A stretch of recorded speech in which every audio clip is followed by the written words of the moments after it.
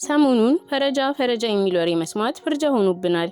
እኔ ግን ከሱ ወጣ ብዬ አርቲስት ሄኖክ ወንድሙ በሃይማኖቱ ጉዳይ የሰጠው ምላሽ፣ የእስር ቆይታውን፣ በልምምድ ወቅት ያጋጠመውን ጉዳትና የአባቱን አንድ አስደናቂ ታሪክ እነግራችኋለሁ። አሁን ላይ የ35 ዓመት ጎልማሳ የሆነው ሄኖክ 17 ዓመቱ እያለ ነበር የጓደኛውን ገርል ፍሬንድ ሌላ ወንድ ስለሳማት በጀማል ሊጣላ ሄዶ ልጁን በመጉዳት ወደ ሸቤ ገባው። ደብቀህ አታውቅም ብያለሁ። ያው በየኢንተርቪው ታስሬ ነበር ያሳለፍኩት ህይወት ትላለህ።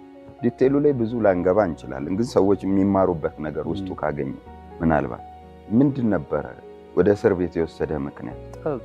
ጠብ ነው። ብዙም አልተነካካንም። ድንገት ሲሮጥ እኔ እንትን ስለው ከደረጃ ወደቀና ይሄኛው ለቀቀ። በጣም የሚያስቅ ጓደኛዬ ገርል ፍሬንድ የተሳመች ብሎን ነው ልንጣላ ሄድነው። ገርል ፍሬንዴን ሌላ ልጅ ሳመብኝ ምናምን። አሁን ጀርመን ነው የሚኖረው ልጅ። ታዲያ የተጎጂ ወንድሞችም ለፖሊሶች ወይ በማለት ለአንድ ወር ያክል ሄኖክን ይቀጠቅጡት ነበር። አንድ ወር ፖሊስ ጣቢያ ሳልሄድ ወንድሞቹ ለፖሊሶች ገንዘብ እየሰጡ በቃ እየመቱኝ ምናምን ነው የሚወጡት።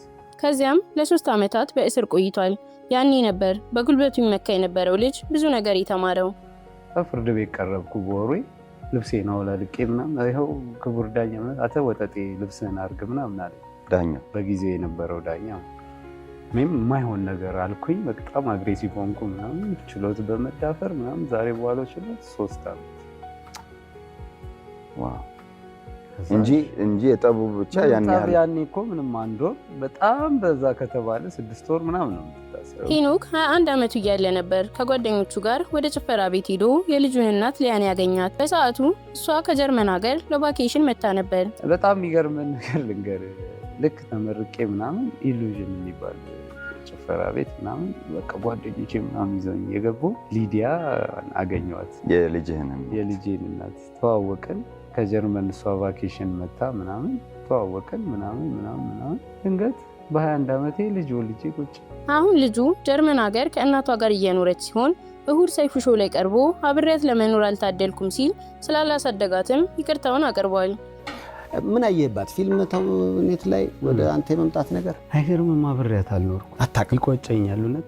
በጣም በቃ ንግስት የሆነች ልጅ ነች ምናምን። ይገርማል። እንዲሁም በሩቅ ሆና አይውሽ እያሳደግኳት አጠገቧ ሆኜ አብሬያት ብኖር አልታደልኩም። ለዛም ይቅርታ ጠይቃለሁ። በዛ ኢንተርቪው ላይም ፕሮቴስታንት ሆኗል በሚል ትታማለ ሲል ሰይፉ ላቀረበለት ጥያቄ እንዲህ ሲል እውነታውን ተናግሯል። አንተን በተመለከተ ለየት ያለ የሰማው ሀሜት አለ?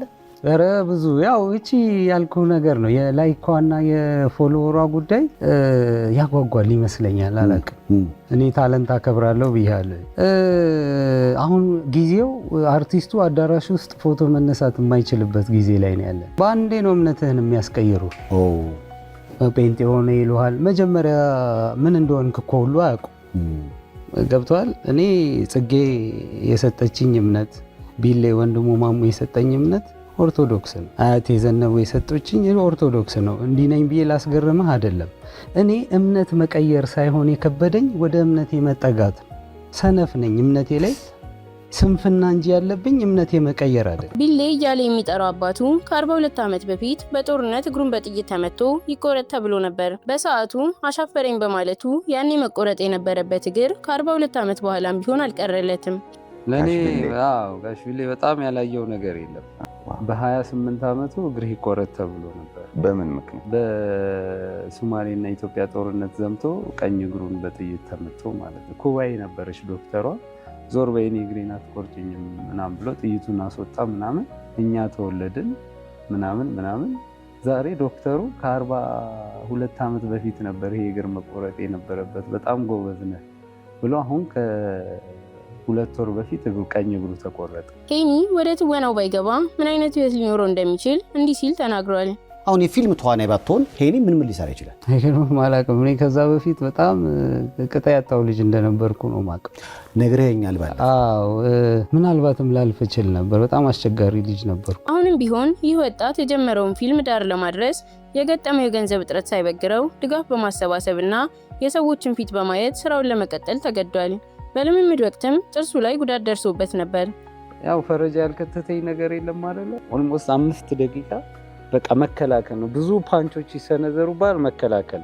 ከተዘናጋህ ያርፍብሃል። ቆንጆ ፓንች ማለት ኢቭን እስከ መውደቅ ማለት እና በጣም እንደዚህ እየተከላከልኩኝ ምናምን የሆነ ሰዓት ላይ እጄን ደከመኝና ሳወርድ እሱም ሲሰነዝር መታኝ እና የዛን ሰዓት አልተሸረፈም ነበረ እና በቃ ቴንሽን ሆንኩኝ። ዝም ብዬ ሰዎችም እያወራሁ ምናምን እንዲህ በምላቴ እንዲያደርጓል የሆነ ሰዓት ላይ ትንቀኝ አለ። ከትንሽ ተነስቶ ትልቅ ቦታ መድረስ እንደሚቻልና ከዝቅተኛ ኑሮ መነሳቱ ለስኬቱ መሰረት እንደሆነ ይናገራል።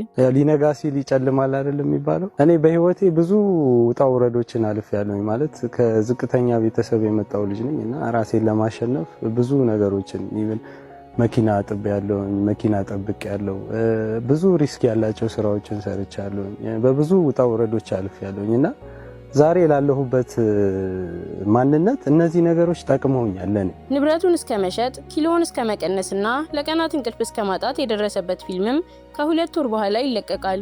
እኔ ግን ፈረጃ ሳይወጣ ገና ባሉት ሽልማቶች ላይ የዓመቱ ምርጥ ፊልም በሚለው ዘርፍ እኔ ዝም ብዬ ሳላየው ገና ፈረጃ ፊልም ብቻ ሳይሆን የጽናት ተምሳሌት ነውና የደከምክበትን ፍሬ ለማየት ያብቃህ እያልን የዛሬ ቪዲዮአችንን አበቃን። ቀጣይ በሌላ ቪዲዮ እንድንገናኝ ላይክ እና ሰብስክራይብ በማድረግ ቤተሰብ ይሁኑ።